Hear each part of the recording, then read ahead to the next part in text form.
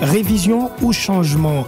Quel sort réservé à la loi fondamentale? Le débat est-il opportun? Il faut dire que le président de la République, selon la Constitution, au regard de l'article 218, a la possibilité de pouvoir initier une révision constitutionnelle.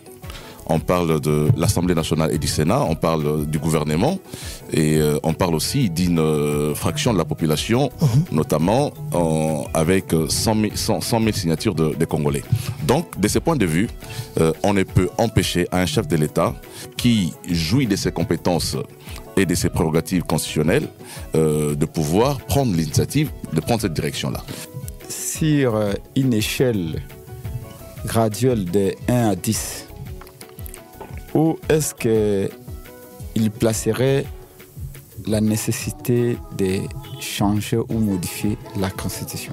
Quand Félix a confirmé faussement à ces gens que si aujourd'hui le gouvernement n'est pas installé, à cette période-là, si le bureau de l'Assemblée n'était pas installé, c'est parce que la Constitution nous bloque.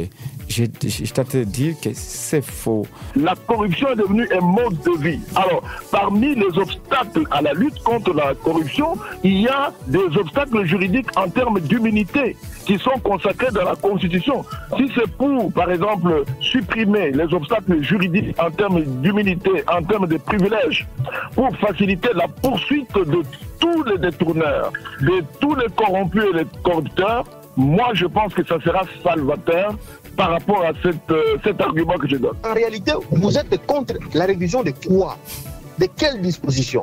Ou soit vous êtes pour la révision de quoi? Ou de quelle disposition?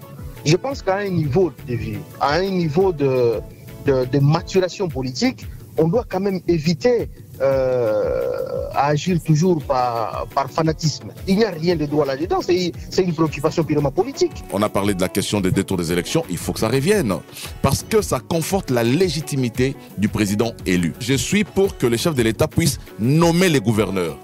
Vous avez vu aujourd'hui, on nous parle des récompenses aux députés provinciaux parce qu'on aurait donné des jeeps par spouf pour remercier certains députés provinciaux pour leur fidélité. Je suis pour la suppression du Sénat dans la mesure où le Sénat fait le même travail que l'Assemblée nationale. Oui, la Constitution elle-même prévoit le mécanisme de sa révision, oui. Mais si c'est dès sa 20, en tout cas, il faut qu'on réfléchisse. Non, ça c'est jouer avec le peuple. Nous sommes clairs. Félix Tshisekedi, ce qu'il veut, c'est de changer la Constitution. L'article 220 doit tomber. La forme de l'État, le régime politique doit tomber. Il est déterminé à le faire. Ce n'est pas un débat personnel. Il faut dépersonnaliser les débats. C'est ça le problème avec l'opposition. Ils voient la personne de Tshisekedi. Moi, je ne vois pas Tshisekedi. Moi, je vois la République.